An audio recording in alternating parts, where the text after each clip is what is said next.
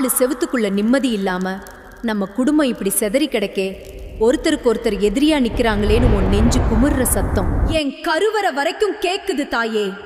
நாம மட்டும் என்ன பாவம் செஞ்சோம்? மத்தவங்க வீட்டை போல நம்ம வீட்லயும் ஒரு சிரிப்பு சத்தம் கேட்காதான்னு நீ தின சிந்தின கண்ணீர் என் பாதத்துல நெருப்பு துளியா வந்து விழுதுப்பா.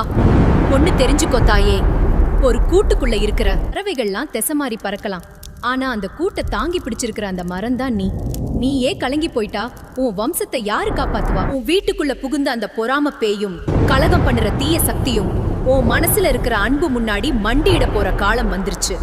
உன் வீட்டு வாசல்ல இருக்கிற அந்த சூளாயுதம் இனி சுழல ஆரம்பிக்கும்.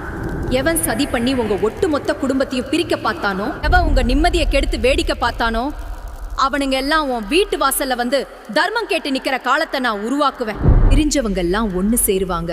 கசப்பான வார்த்தை பேசினவங்க எல்லாம் இனி கனிவா பேசுவாங்க. உன் கண்